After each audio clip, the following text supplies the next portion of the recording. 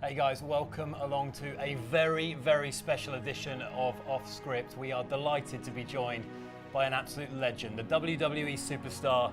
It is the one and only Rey Mysterio. Rey, thank you so much for joining us. Oh, thank you guys. Thank you for the invitation. We are delighted to have you, Rey, but tell us first and foremost what brings you to the UAE. Well, tomorrow, very important date, WWE 2K19 drops, and I'm here to promote. Not to mention that tonight at 7 p.m. I'll be at Murdiff City Center signing autographs. Be able to pick up the game there and take a picture, sign an autograph, whatever you like, ask questions. So we're here to promote this big launch of WWE 2K19. Rey, so you're obviously going to be meeting with fans while you're here. I grew up in the UAE and grew up on WWE.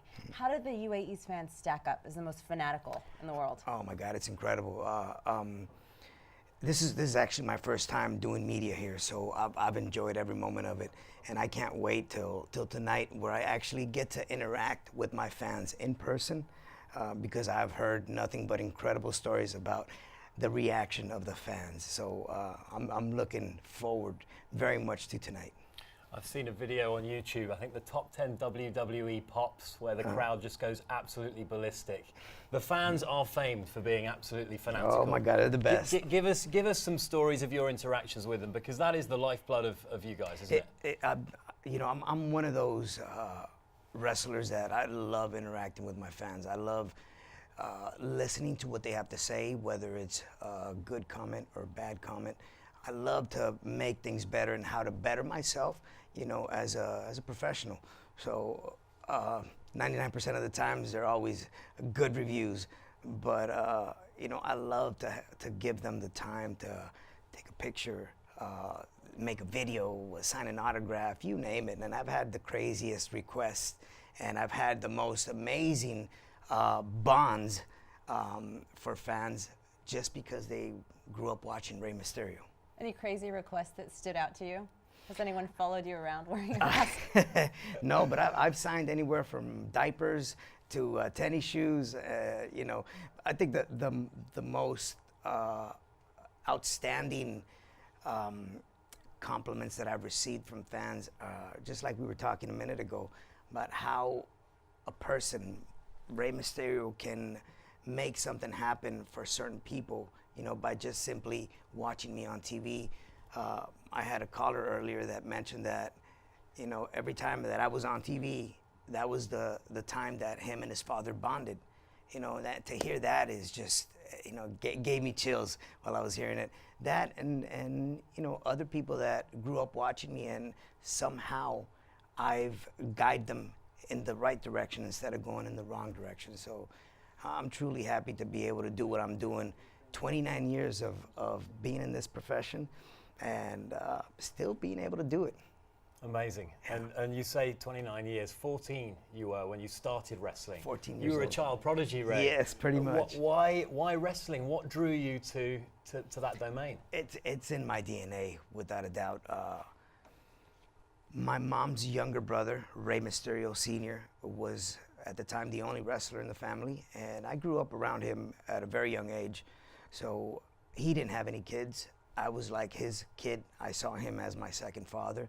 And, you know, just being able to help him pack his bags, lace up his boots, put his gear in his mask, play with his mask, you know, at 5, 6 years old. I grew up around this world of wrestling that was very intriguing, very mystical to me. Little did I know that at the age of 8, you know, I wanted to train and I wanted to become a professional wrestler like my uncle. He was, in a way, a second father figure for me, you know, and that's what kind of guided me in the direction of lucha libre, or wrestling. How did your character develop? How did it come about? That kind of came within time. You never really know, and the reason why I'm answering it this way is because my son is now training, and they've asked me, what style is your son gonna pick up? I said, I don't know. He's a tall individual. He's taller than me. He's 6'1", and he's heavier than me. He's about 210 pounds. So you really don't know what style you're gonna end up picking up until you actually evolve within the sport, and you kind of blend into something that suits you and makes you feel comfortable. So being a smaller wrestler in stature and in weight. I guided more towards the aerial style of wrestling, and that's what has made me who I am now. You've wrestled guys like Brock Lesnar, the Big Show, and those enormous giants of the world of wrestling. When you were growing up, when you were a small kid, how did you kind of make sure that you could break through into wrestling? It's a domain of 7-foot giants at the end of the day, but that didn't stop you, Ray. How did you kind of get through that? I didn't know that I was going to be able to. That was for sure. I knew that this is what I wanted to do, and that there was no stopping me, no matter what. And at first I did have the insecurity of so many people telling me that I was so small, that I needed to gain weight, that I needed to get taller. So, okay, well, I know how to gain weight, but how do I learn how to get taller? There's just no way. So I just used my weight, my size to my advantage, and that's what kind of started opening up these doors for me, these bigger platforms, so I can display the style of wrestling that I was performing at the time. So, but it was always a barricade, a barrier that just didn't let me move forward. And I honestly give thanks to all the companies that have given me the opportunity to overcome that barricade, because this is a big man's world, especially in WWE. WWE, when I made it there, I was like, okay, I'm in. It's like there's no turning back now. And all I had to do was just be able to perform the way I've always performed. I've never thought about anything else but being able to wrestle and to do what I love to do, and at a worldwide audience. And that has been so amazing for me to be able to express how I feel about this sport in the ring. What is a moment in your wrestling career in the ring that you feel the proudest about? Ooh, for me, it would have to be when I became world champion. And that moment was like, okay, this was a defining moment in my career and in this industry, where you don't have to be 6'5", 300 pounds to become world heavyweight champion. Rey Mysterio did it. So as we see now, the newer generation, they're not. It's like I broke that barricade that separated the younger talent or the lighter talent to be able to one day make it to WWE, and now you see more of that, thanks to the opportunity that I was given. We've spoken to a lot of athletes who talk about wearing a mask, basically a new character that they bring on, a cloak that they come on, and it helps them get through, and it helps them perform to the highest level. You actually wear the mask. Yes. Where does Rey Mysterio end and Oscar Gutierrez start? Have you thought much about that, or is it something that's so entwined now, Ray? I do get asked a lot more back then than I do now. If I always wore the mask, if I never took off the mask. And there does come a time where the mask comes off and Rey Mysterio becomes the family man, the husband and the father and the son and the brother.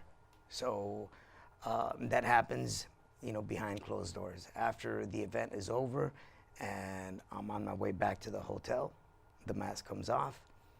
I get to digest what happened that night. And even though the mask comes off, I become myself, the person behind the mask. But at the same time, I'm still digesting the night before of the certain match that I had that still has my adrenaline going. What are some of the parts of the personality of Rey Mysterio that have affected who you are in your day-to-day life? Do you feel like they fused together a little bit in some way? Not to my understanding, if anything, and my wife is very good at describing how I am and who I am.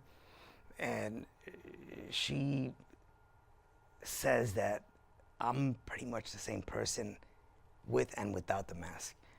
Very, very friendly and very easy to speak to, easy to approach, very approachable. And I think being under the mask has helped me be who I am without the mask, if that makes any sense. I'm more accessible. And the reason why I say that is because there's not a fan that I would turn down or push away, even if I'm eating, even if I'm working out and they ask for a picture, or they catch me at a bad moment, or I just had a fight with my wife or my kids. I always have time to turn around and attend to my fans, and I think that's turned me into a better person. The incident in 1999 where I think you had the public unmasking, I know you spoke out about that. Why did you feel strongly about that? Well, that was definitely, at the time, I didn't feel like that was the right decision in my career, but I was forced to do it, so there was no other way out. You know, I was under a contract and I had to pretty much obey orders. But now, as I'm more mature and I think about that whole situation, if that wouldn't have happened, my career would probably not be where I'm at right now. You know, after the unmasking in 1999, Rey Mysterio became this kid, giant killer. I started facing wrestlers like the likes of Kevin Nash, Bam Bam Bigelow. At one point, Macho Man Randy Savage was trying to recruit me into the NWO. So there was a lot more attention behind my name. And of course, later on, the signing of WWE and me being part of the WWE roster just brought more attention. But then that just turned the unmasked Rey Mysterio back into the masked Rey Mysterio, which was an incredible run, or has been. WWE seems like a big family. It seems like a lot of people sign up and they sign up for life. Give a sense of what it's like behind the scenes, what happens in the day-to-day. In the WWE? WWE. What's your average day like? Oh my God, it can be a very big... Painful, probably, yes, I would imagine. Yes. You can turn your day whatever you want to turn it into. You know, if you want to be miserable and unhappy because you're on the road and traveling, you can make it that. But you have to understand that at least I love what I do. And I've been able to do it for almost 29 years. And to be able to travel the world and work out, sometimes that's where it's kind of hard. You have to, especially when you get older, you have to wake up early, you have to work out, you have to try to eat right, you know, maintain your health balance. But then come nighttime, it's showtime. And you get to put on a great wrestling event in front of 10, 20, 60,000 fans. And that's when everything kicks in. And it's hard sometimes to bring your adrenaline rush back down because you're just so overwhelmed and so excited. So I believe just an ordinary day for the WWE family is a good day. The WWE fraternity, from me outside looking in, it seems like you guys, you sign up for life. Yeah. I know there have been exceptions to that rule, but is that the way you feel about it? When you became a WWE superstar, that was a lifetime's commitment. You have to see it that way because if you're a football player and you want to make it to the big leagues, when you get signed up to NFL, whatever team it is, you say, I've made it. The same thing would be for baseball players, or you name it, any boxer that eventually wants to get signed up by a certain promotion. For the wrestling industry, those that want to make it, they know that WWE is where to go. So once you've made it, your mindset has to be 100% focused on, I'm there, and I have to be the best that I can be. When it comes to being in the ring, how much pain do you actually walk out with? And has there ever been a moment where you wanted to tap out? Many moments, yes. I've walked into an arena with pain. I put on my gear, warmed up, walked out to the ring. As soon as I pass the curtains and I make contact with the audience, no pain, pain-free. In the match, pain-free, 100%. Back from the match, pain-free. Once I start cooling down, double the pain from the pain I walked in with. So it does, but for some reason, at least for me, there's a switch inside my brain that tells me it's showtime, you have no pain, and you work right through it. It's incredible. How does that kick in? Because we have off days at work frequently, unfortunately for us. But everyone sometimes feels a bit run down or a bit under the weather at work. You guys, the performance you put on in the ring and obviously outside of the ring as well. I know you wear the mask, but do you feel like you just step into a new character, like a superhero almost? You do. In my case, I believe you do have this sense of a double personality. It makes you have superpowers, if you want to say. Once I put that mask on, it definitely transforms me into another person that that can do pretty much whatever he sets his mind to. And the reason why I feel that extra strength or extra power is because the fans throw that energy onto me. So now I got to do it, and it's actually a good feeling. The fans is what pretty much fills my tank with gasoline, with energy, in order to keep on moving. Let's talk about life a little bit when the mask comes off. What do you enjoy doing in your spare time? Are there any other sports you like to play? I love kayaking. I love paddleboarding. I love riding motorcycles. I have a Harley back at home. I love spending a lot of family time. My wife and I just love to take off and do one night dinners and just get away, you know, now that my kids are older. And we do love having at least once a year family vacation where we all get together. My wife, my son, his girlfriend, my daughter, myself, and we travel, whether it's Cancun or Hawaii, but we spend that quality family time.